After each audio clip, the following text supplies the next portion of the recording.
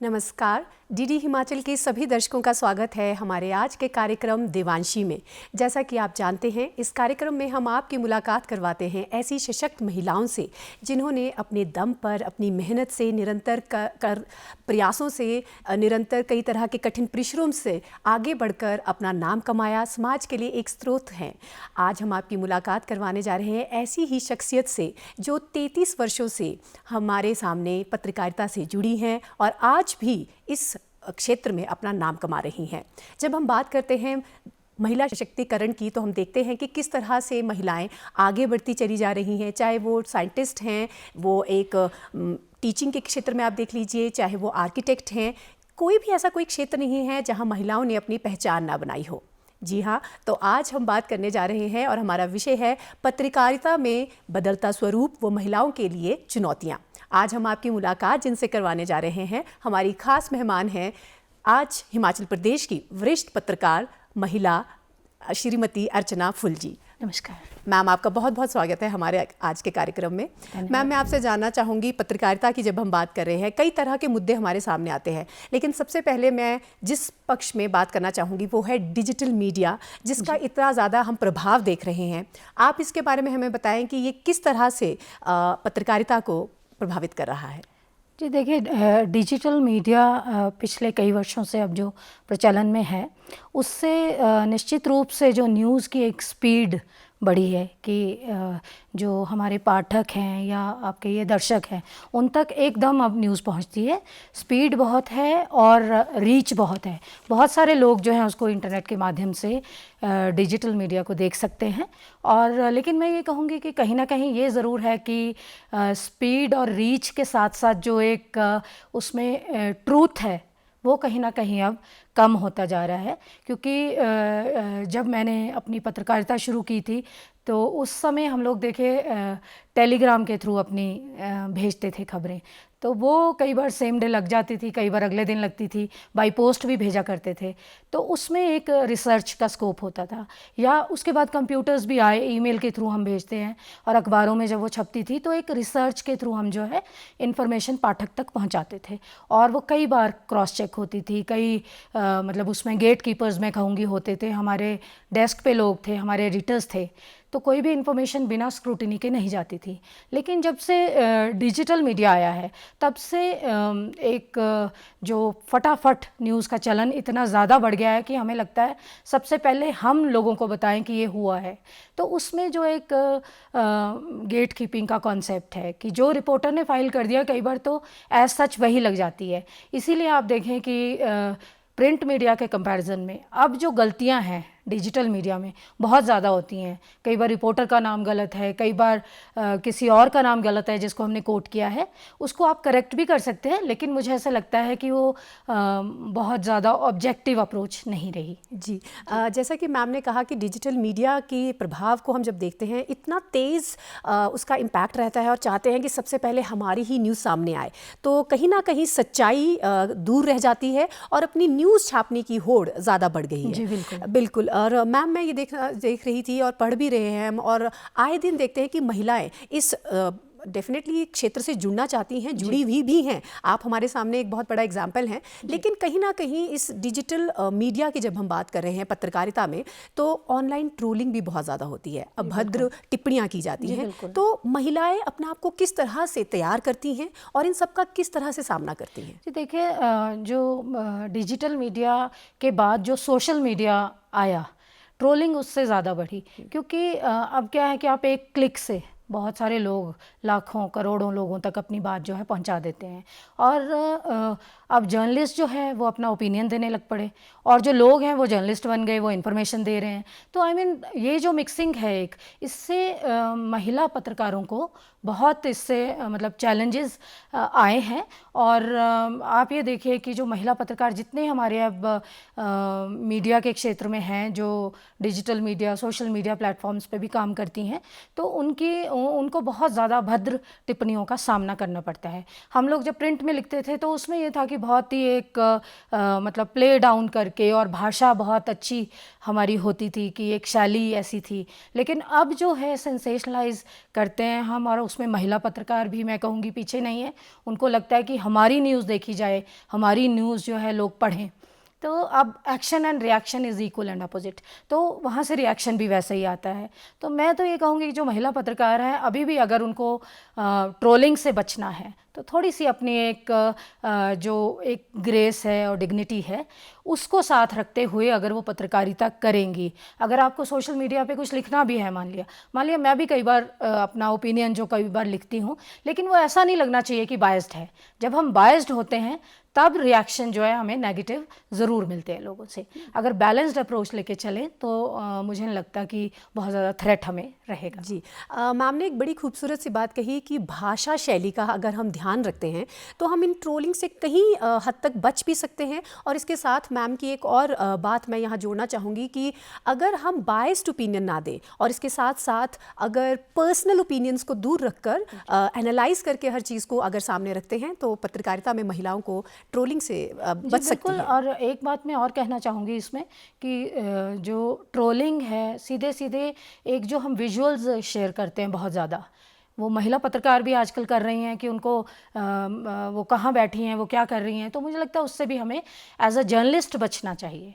As a person you can do anything, उसके लिए आप प्रिपेयर्ड भी होते हैं, लेकिन जर्नलिज्म में ये थ्रेट बहुत बड़ा है क्योंकि वो पूरी पत्रकारिता को प्रभावित करता है। फिर जी, आपका किस तरह का रहन सहन है, आप डे टू डे लाइफ में क्या एक्टिविटीज़ कर रही हैं, वो उन सब का भी कहीं ना कहीं प्रभाव पड़ता है। क्योंकि दर्शक जो आपको देख रहे हैं या जो सुन रहे हैं या जो आपके लेख जो आपने लिखे हैं वो पढ़ रहे हैं, उनको कहीं ना कहीं वो जोड़ते हैं और एक अपनी धारणा बना लेते हैं। जी बिल्कुल। हम अब अपने जब प्रिंट मीडिया जब बहुत सुप्रीम था तो हम लोग तो कोई किसी का इंटरव्यू करके आते थे या कोई हमें स्टोरी मिल गई मान लिया तो पूरी सीक्रेसी से उसको रखते थे, लिखते थे, जब तक वो छप नहीं गया तो पाठक को पता नहीं है।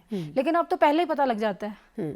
तो वो पहले इतने फास्ट जो इन्फॉर्मेशन लोगों तक जा रही है तो उसमें रिएक्शन भी उतना ही फास्ट आता है। और बहुत सारे लोग देखिए जो अब अखबारों के जो रीडर्स थे वो फिर भी हम कह सकते हैं पढ़े लिखे थे, वही पढ़ सकता है जो पढ़ा लिखा होगा खुद स्कूल तक कॉलेज तक। लेकिन अब जो है हर आदमी जो है एक जो आप कहिए कि जो स्लैंग लैंग्वेज यूज़ कर रहा है, हिंदी लिखो इंग्लिश आप हिंदी में टाइप कर सकते हैं, हिंदी को इंग्लिश में टाइप कर सकते हैं जी। तो वो एक एक्सप्लोजन जो है वो बहुत ही मतलब एक थ्रेटनिंग बनता जा रहा है जी। और मैम की ये बात मुझे अच्छी लगी कि आजकल जो ज़माना चल पड़ा है वो इंग्लिश का हो गया है जी, भाषा, लेकिन अगर बिल्कुल सही सटीक हो तो कहीं ना कहीं उसका अपना ही एक प्रभाव रहता है और इसका हमें ध्यान भी रखना चाहिए। मैम जब हम बात करते हैं पत्रकारिता का और इस विभाग के बारे में, इस क्षेत्र के बारे में, तो हम देखते हैं कि आज के दौर में, आज हम 21वीं सेंचुरी की बात कर रहे हैं, दौर बदला भी है, लेकिन संपादकीय भूमिका और जो नेतृत्व की भूमिका देखते हैं वहाँ महिलाओं का योगदान बढ़ भी रहा है, लेकिन उतना नहीं है जितना हम देखते हैं कि दूसरे जेंडर का ज़्यादा है। तो मैम इसको आप किस तरह से देखते हैं और क्या सुझाव हैं आपके इसके लिए? मुझे ऐसा लगता है कि जो महिलाओं का पत्रकारिता में जो मतलब भागीदारी है अभी भी ऑर्गेनाइजेशंस में, बड़ी बड़ी ऑर्गेनाइजेशंस में, वहाँ कहीं ना कहीं उनको मतलब सेकेंड रेट कुछ ऑर्गेनाइजेशंस में मैं कहूँगी रखते हैं। लेकिन वो मुझे ऐसे लगता है कि सोसाइटी का ही प्रभाव है, वो हम ये नहीं कह सकते कि पत्रकारिता में ही है। पत्रकारिता में आपको ज़्यादा दिखता इसलिए है क्योंकि हम रोज़ पब्लिक के पास जाते हैं और हमें रोज़ दिखता है कि कौन क्या कर रहा है। तो एडिटर्स हमारी पहले भी थी अखबारों में, इलेक्ट्रॉनिक चैनल्स में, आज भी हैं। अब जो द ट्रिब्यून है चंडीगढ़ से छपता है, अंग्रेज़ी का बहुत पुराना अखबार, रीजनल अखबार है, तो उसकी एडिटर इन चीफ जो है वो महिला हैं। लेकिन बहुत सारे अखबारों में आपको ये देखने को नहीं मिलेगा, हालांकि उनको सेकेंड रोल जो है ऑर्गेनाइजेशन में वो ज़रूर आप देखते होंगे कि वो हैं। तो वो एक सामाजिक मेंटालिटी का ही हिस्सा है। तो कहीं ना कहीं मैम आपको नहीं लगता है कि महिला के जो टैलेंट है उसके साथ ये इनजस्टिस है, वो कहीं ना कहीं भेदभाव आज भी हो रहा है? शायद ऐसा आप ठीक कह रही हैं कि भेदभाव आज हो रहा है, लेकिन उसके लिए मुझे लगता है कि महिलाओं को अगर सोसाइटी में पुराना ट्रेंड चलता आ रहा है उसको ब्रेक करने के लिए अब महिलाएं ज़्यादा मेहनत कर रही हैं तो आगे भी आ रही हैं। ऐसा नहीं है, वो मेहनत करके ही आगे आ पाएंगे। अगर आप शॉर्टकट्स अपनाएंगी आगे आने के लिए तो वो बड़े ही शॉर्ट टर्म्ड मेजर्स होते हैं। तो मैं ये कहूँगी कि महिलाएं इसको ब्रेक कर सकती हैं और ज़्यादा मेहनत करके, क्योंकि हमें देखिए आप वैसे भी डबल प्रूव करना पड़ता है, आपको घर में भी प्रूव करना है, आप एक वाइफ हैं, एक मदर हैं, फिर आप एक जर्नलिज्म में भी एक प्रोफेशनल हैं, तो ये रोल जो है आपको उसमें आपको बेस्ट अपने आप को प्रूव करना है, तभी आप मुझे लगता है उसमें अभी थोड़ी सी कमी और बाकी है। जी, और जिस तरह से मैम ने बात कही कि हार्ड वर्क ही आपके एक सफलता की कहते हैं ना कुंजी है, इसी को अगर आप लेके आगे चलते हैं तो ही आप अपनी सफलता को ज़िंदगी भर इंजॉय भी कर पाएंगे और वो सफलता हमेशा आपके साथ रहेगी। शॉर्टकट से ज़िंदगी आसान हो सकती है लेकिन परमानेंट नहीं हो सकती है वो खुशी। बिल्कुल। और मैम मैं आपसे आप ही से ये जो आपने कही एक बात, ये मुझे बड़ी अच्छी लगी कि महिलाएं जो हैं अपना डोमेस्टिक लाइफ जो घर है उसको भी संभाल रही हैं, लेकिन जो पत्रकारिता की बात हम करते हैं ये बहुत ही चैलेंजिंग फील्ड है। यहाँ पे इतना आसान नहीं है अपने आप को बनाए रखना, क्योंकि डेडलाइंस भी हैं, आपको उन्हें पूरा भी करना है, साथ ही साथ नाइट शिफ्ट्स भी हैं। तो मैम इस तरह के चैलेंजेस हैं, किस तरह से महिलाएं इसका बैलेंस बनाती हैं? जी, अब नाइट शिफ्ट से तो मैं ये कहूँगी कि नाइट शिफ्ट्स तो नहीं है अब, लेकिन अब 24/7 जॉब है कि शाम को आपको दफ्तर जाके स्टोरी फाइल करनी है, अगले दिन छपेगी। अब वो ज़माना नहीं, अब तो ये है कि आपको लगातार स्टोरी फाइल करते जाना है, तो चैलेंज बहुत बड़ा है। तो ऐसे में महिलाओं के लिए और ज़्यादा बड़ा हो जाता है, बिकॉज़ नेचुरली उनसे ये एक्सपेक्ट किया जाता है कि घर में आप मैनेज करेंगी सब कुछ। हालांकि मतलब बहुत सारी महिलाओं के केस में, और ख़ासकर मैं अपना एग्जांपल अगर आपको दूं, तो मुझे घर से बहुत सपोर्ट मिली।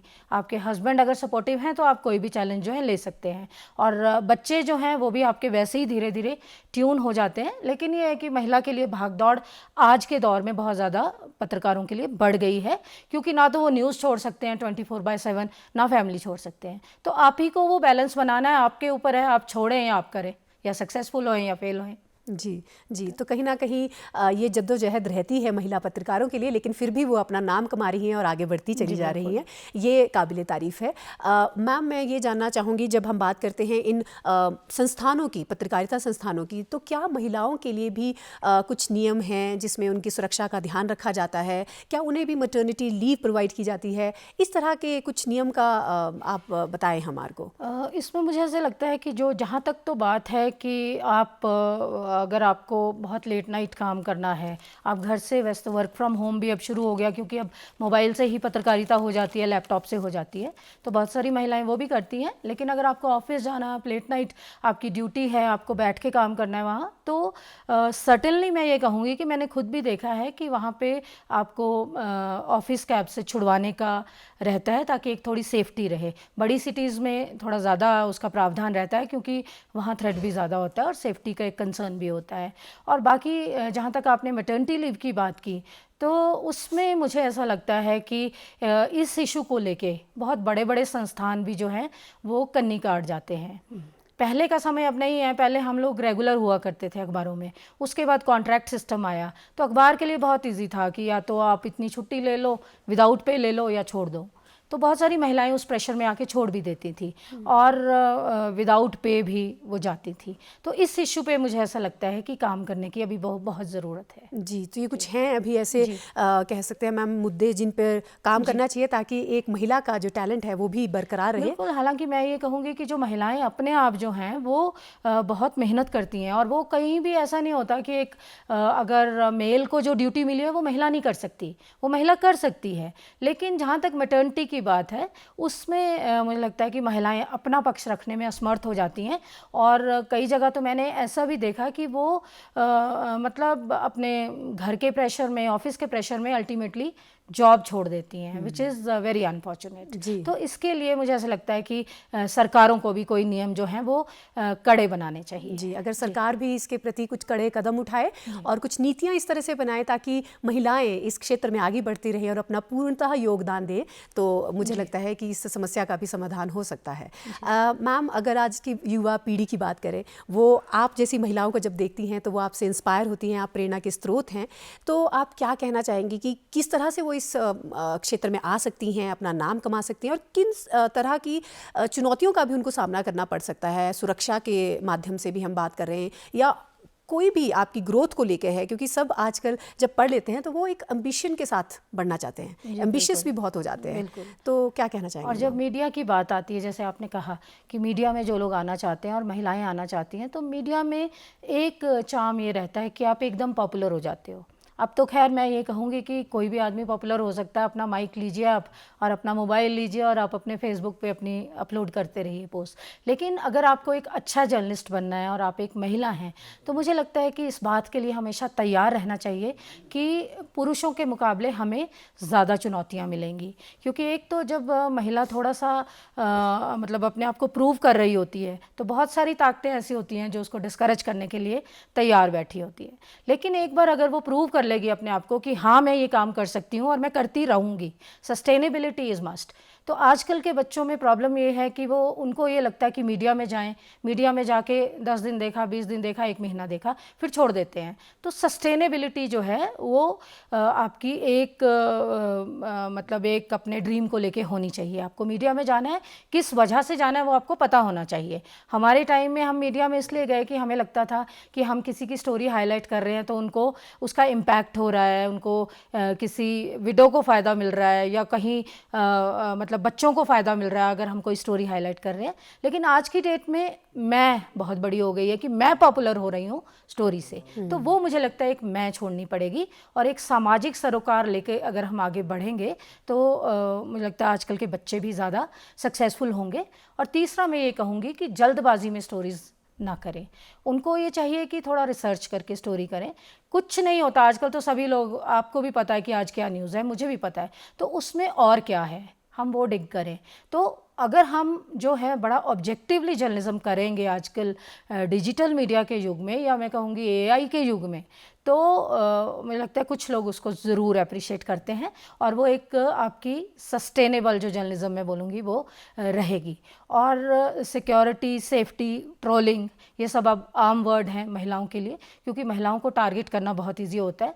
और आप ये देखिए कि आजकल तो आर्टिफिशियल इमेजेस जनरेट करके किसी भी महिला को जो उनको लगता है कि बहुत सफल हो रही है या बहुत बोलती है, तो उसके पीछे पड़ जाते हैं। तो उसके लिए मुझे लगता है कि महिलाओं को खुद भी अपनी एक डिग्निफाइड वे में जो है अपनी कलम तो अब नहीं रही, लेकिन अपना जो भी वो अपलोड करती हैं पोस्ट, उसका ध्यान रखना चाहिए। जी, मैम ने बड़ी अच्छी सी बात कही कि आपको गिराने वाले कई हैं, लेकिन आपको अपने आप पर विश्वास रखना है।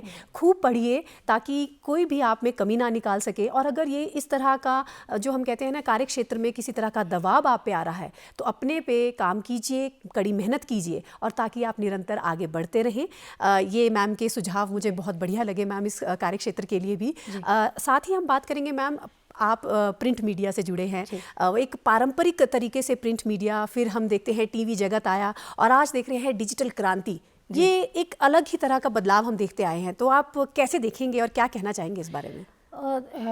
मुझे ऐसा लगता है मैं बहुत लकी हूँ कि मैंने प्रिंट मीडिया में काम किया। शुरुआत प्रिंट मीडिया से की, क्योंकि देखिए प्रिंट मीडिया में जितनी रिसर्च प्रिंट मीडिया में थी उतनी रिसर्च अब नहीं है। क्योंकि प्रिंट मीडिया में हमें ये कहा जाता था कि स्टोरी पे वर्क करो जो आपकी एक्सक्लूसिव स्टोरी है, और उसमें गलती नहीं होनी चाहिए, कोई आपके पास डॉक्यूमेंट्स होने चाहिए, तब आप स्टोरी कीजिए।